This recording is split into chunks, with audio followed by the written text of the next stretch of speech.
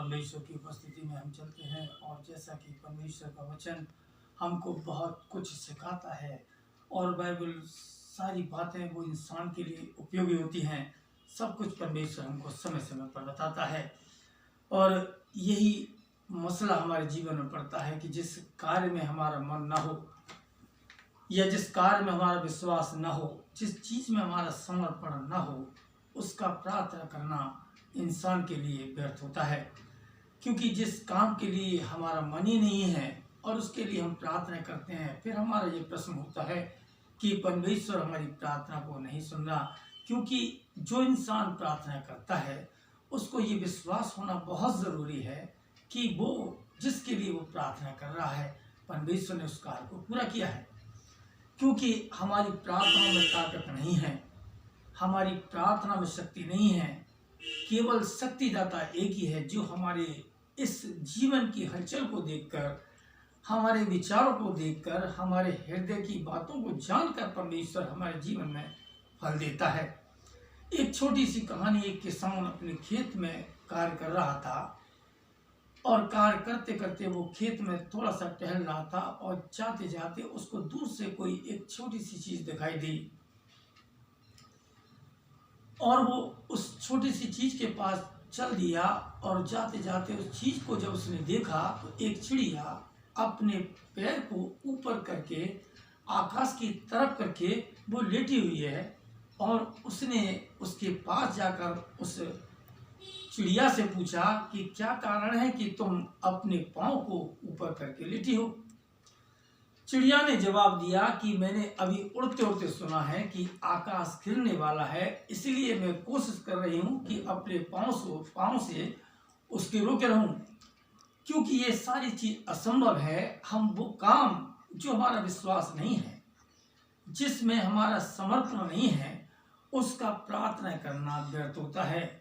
क्योंकि पहला शमूएल उसका पहला दूसरा अध्याय में भी लिखा हुआ है, एली ने अपने पुत्रों के लिए बहुत प्रार्थना की होगी।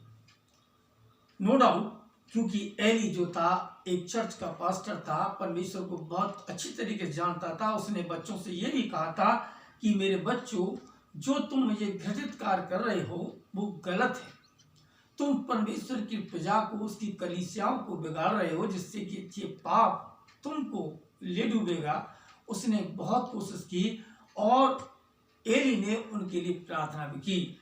लेकिन बाइबल बताती है कि परमेश्वर की दृष्टि में उनका पाप बहुत भारी हो गया और हो सकता है कि जब हर एक इंसान ने पाप किया है, बाइबल बताती है, और हर एक इंसान परमेश्वर की महिमा से रहित है, फिर भी इंसान को परमेश्वर बचाता है। उसका सीधा सा कारण यह है कि हम अपने गुनाहों को, अपने अपराधों को परमेश्वर के सामने रखते हैं। और जब हम अपने अपराधों को परमेश्वर के सामने रखते हैं तो हम अपने गुनाहों का इकरार करते हैं।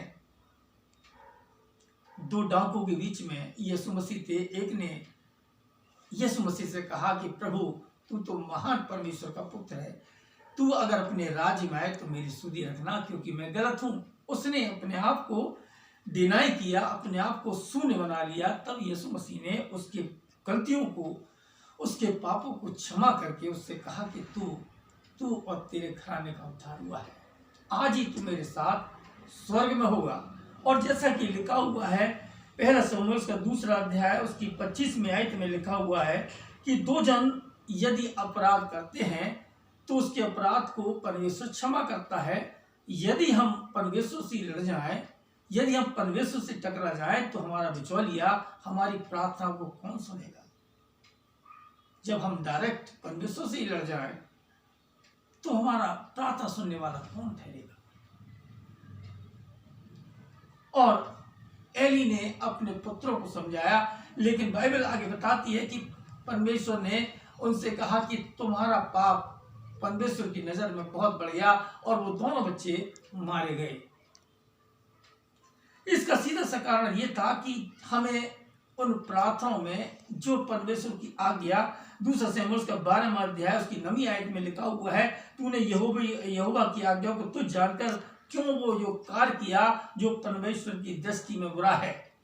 दाऊद ने वो कार्य किया जो परमेश्वर, क्योंकि वो जानता था परमेश्वर की आज्ञाओं को, उसकी व्यवस्था को जानता था, उसके वचन को जानता था, फिर भी उसने गलत कार्य किया है।